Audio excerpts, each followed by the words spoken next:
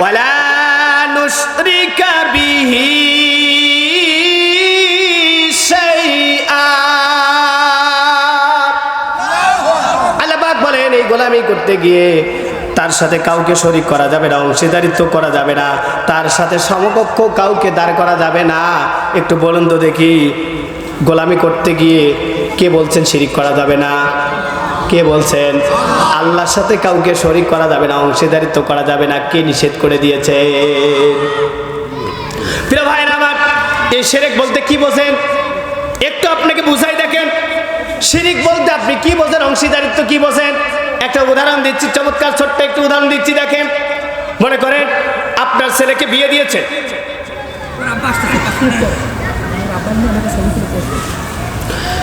আপনার ছেলেকে বিয়ে দিয়েছেন, 1 লক্ষ টাকা দেনমোহর ধার্য করেছেন, নগদ টাকা বুঝিয়ে দিয়েছেন, 2 জন সাক্ষীকে উপস্থিত করেছেন। এরপরে সুন্দরভাবে খুতবা দেওয়া হয়েছে, সুন্নত তরিকায় বিয়ে শাদী করা হয়েছে। আসার পরে যখন রাত্রিবেলায়, যখন বাসর রাতে যখন ঘুমিয়ে পড়েছে, এরপর বিছানায় হাত দিয়ে ছেলে দেখে বউ তার পাশে নেই। খোঁজাখুঁজি করলো, কোথায় গেল?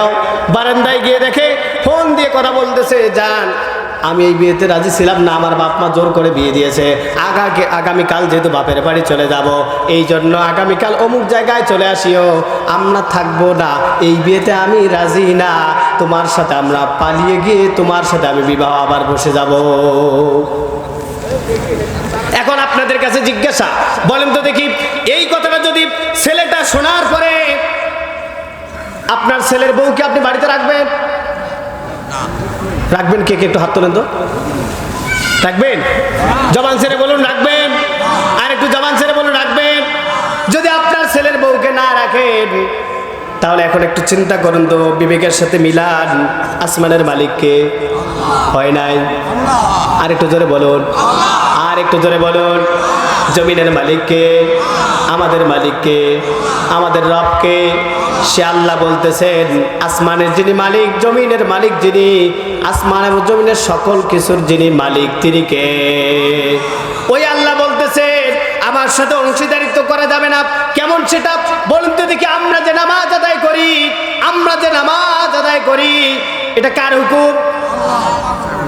কার হুকুম? এরা বলছে না কেন জানেন? মসজিদে কোনোদিন ভুল করে উকি দেয় না, নামাজ তো পড়ে না উকিও দেয় না।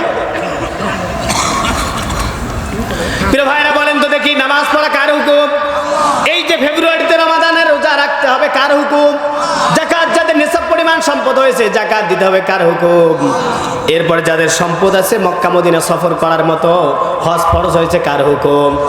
এইরকম প্রত্যেকটা হুকুম কোরআনের মধ্যে দিয়েছে, আমরা সুন্দর করে এটা মানার চেষ্টা করি।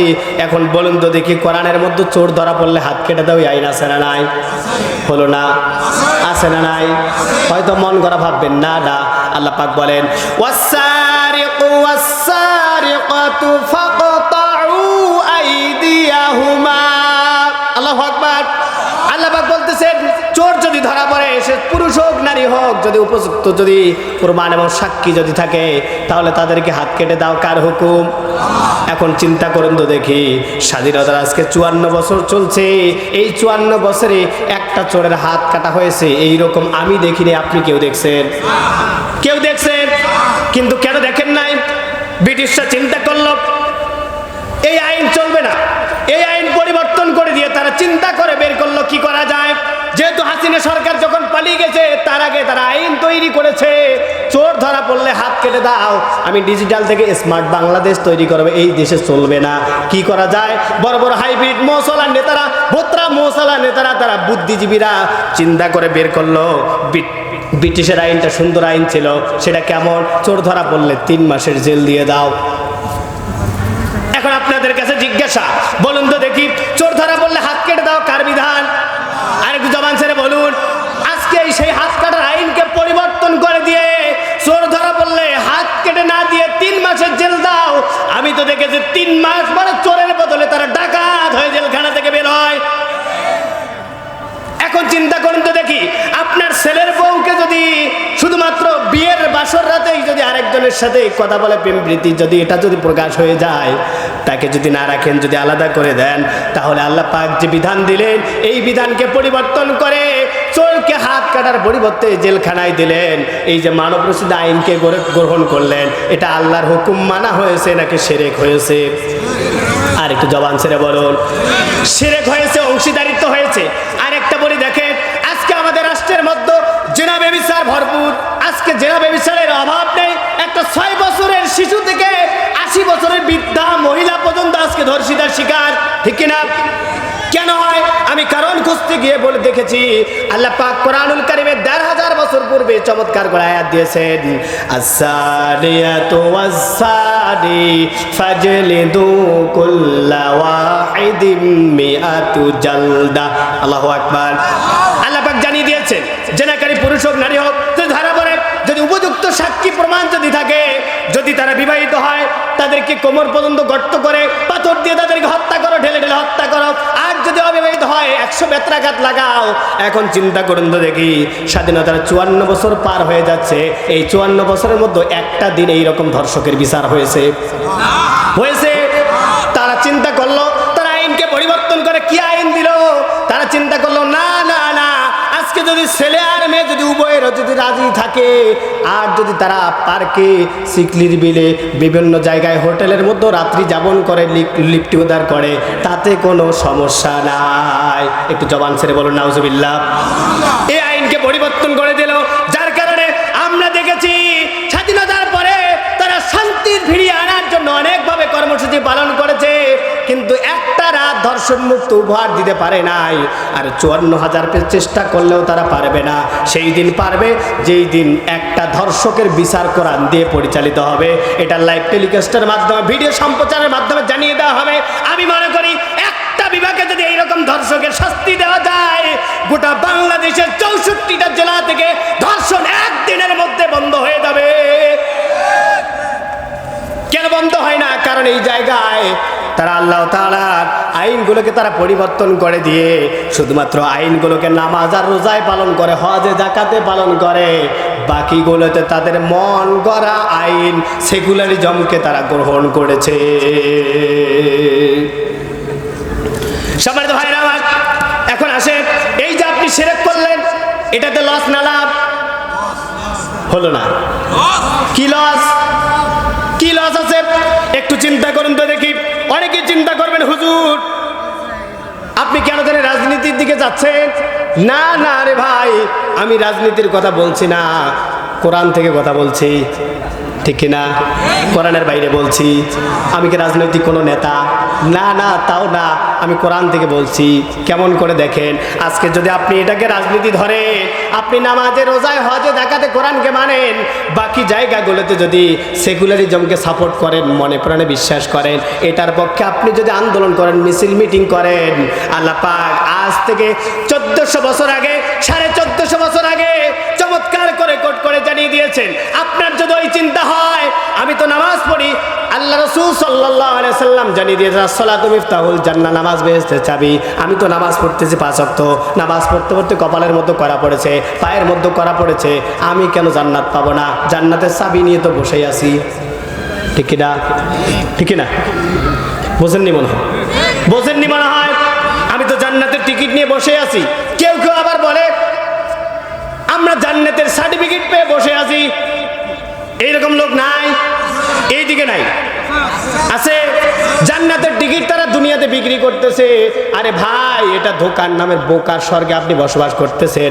আপনাকে ছলনা দিয়ে, বাহানা দিয়ে আপনার ইমানকে লুটে বুটে নেওয়ার জন্য তারা চেষ্টা চালাচ্ছে। সম্মানিত ভাই আমার, এরপরে কিছু লোক চিন্তা করে, আমরা তো রোজার মধ্যে কোরআনকে মানি। আল্লাহ রাসূল সাল্লাল্লাহু আলাইহি ওয়াসাল্লাম বলছেন, জান্নাতের একটা দরজাই রয়েছে, রাইয়ান নামক, বাবুর রাইয়ান। রোজাদার ব্যক্তিরা কিয়ামতের ময়দানে অন্য কোনো দরজা দিয়ে জান্নাতে প্রবেশ করবে না, শুধুমাত্র কেবলমাত্র রাইয়ান দিয়ে প্রবেশ করবে রোজাদার ব্যক্তিরা। আমরা এই যে সামনে রমাদানের রোজা আসতেছে, বিগত 30 বছর রোজা রেখেছি, সামনে 31 বছরের রোজা রাখবো, কোনো সমস্যা নাই, জান্নাতের সার্টিফিকেট পেয়ে আমি বসেই আছি। এরকম লোক চিন্তা করে কিনা? করে কিনা? এরপর অনেকের চিন্তা, আমি দান সাদা করি, এরপরে যাকাত দেই, সব কিছু করে আমি জান্নাত পাবো না কেন? আরে ভাই, আপনার চিন্তায় ভুল নাই। আমিও বলি, আপনি জান্নাত পাইলে আমার কোনো ক্ষতি নাই, আমার কোনো লাভও নাই। আমি চাই আপনি জান্নাতে যান, কিন্তু আপনার চিন্তাটা ওই জায়গায় ভুল হয়েছে।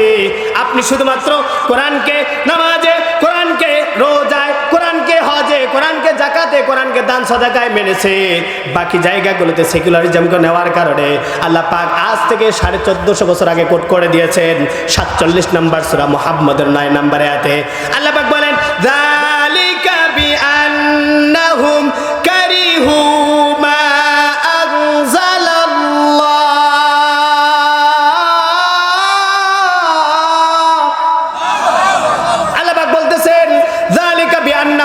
এটা এমন একটি কিতাব যাদেরকে আমি দিয়েছি কারিহু, এটা যারা অপছন্দ করে নামাজে রোজায় পছন্দ করে, হজে যাকাতে পছন্দ করে, কিন্তু চোরের হাত কেটে দাও, জেনাকারীকে দৌড়া মারো, এরপরে পাথর নিক্ষেপ করো, এরপর ডাকাতদেরকে শুলে চড়াও, তারা মক্কায় 80 বেত্রাঘাত লাগাও, এই জায়গায় আপনি অপছন্দ করেন। আল্লাহ পাক বললেন মা আনসালাল্লাহ, আমি যে কোরআন নাজিল করেছি ওই জায়গায় যেই জায়গায় সুবিধা মতো পায় সেটাই শুধু মানে, যে জায়গায় কঠিন মনে হয় অসুবিধা মনে হয় সেই জায়গায় তারা মানতে রাজি নয়। আল্লাহ পাক বললেন ওই যে জায়গায় সুবিধা মতো নামাজে মানছে, রোজায় মানছে, হজেতে মানছে, যাকাতে মানছে, আর মোষের মধ্যে প্রত্যেক দিন কেজি কেজি তেল লাগায় জান্নাত পেয়ে বসে আছি, আল্লাহ পাক বললেন ওই ভালো আমলগুলো বাকি জায়গায় কোরআনকে না মানার কারণে ফাআহবাতা আ'মালাহুম, তাদের ভালো আমলগুলোকে আমি আল্লাহ পাক ধ্বংস করে দিয়েছি। নাউজুবিল্লাহ বলেন। এখন একটু চিন্তা করুন তো দেখি, এইরকম নামাজ পড়নেওয়ালা জান্নাতে যাওয়ার জন্য বসে আছে, রোজা রাখনেওয়ালা জান্নাতে যাওয়ার জন্য বসে আছে, কিন্তু কোরআনের আইনকে তারা পছন্দ করে না, কোরআনের পক্ষে কথা বলে না, কোরআনের আইনের কথা বললে তারা বলে এটা মৌলবাদী, এটা জঙ্গি কিতাব, এটা এই কিতাব এই আইন এরকম চলে না, শরিয়া আইন এই দেশের জনগণ এখন মানবে না, এইরকম মোসওয়ালা নেতারা আছে না নাই? আরে ভাই, আপনি রোজা রাখেন, নামাজ পড়েন, কোনো সমস্যা নাই, আপনার ভাগ্যে জান্নাত জুটবে না। আল্লাহ পাক বলতেছেন আপনার ভালো আমলগুলোকে ধ্বংস করে দিয়েছি। কেন? কারণ একটাই, আপনি শরীক করেছেন, আল্লাহর সাথে অংশীদারিত্ব করেছেন। আল্লাহ পাক আরেক জায়গায় দলিল দিচ্ছেন 39 নম্বর সূরা 65 নম্বর আয়াতের মধ্যে ওয়ালাকাদ উহিয়া ইলাইকা ওয়া ইলাল্লাযীনা মিন ক্বাবলিকা লা ইন আশরাকতা লা ইয়াহবাতান্না আমালুকা ওয়া লা তাকুনান্না মিনাল খাসিরিন।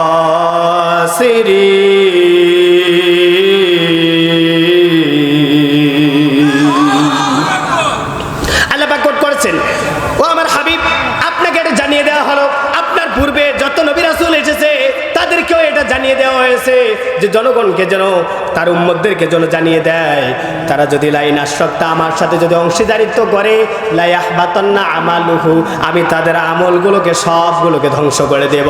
একটু জবান ছেড়ে বলুন নাউযুবিল্লাহ। এরপরে আল্লাহ পাক বলেন এই আমলগুলো ধ্বংস হওয়ার কারণে তাদের কি অবস্থা হবে? আল্লাহ পাক বলেন ওয়ালা তাকুনান্না মিনাল খাসিরিন।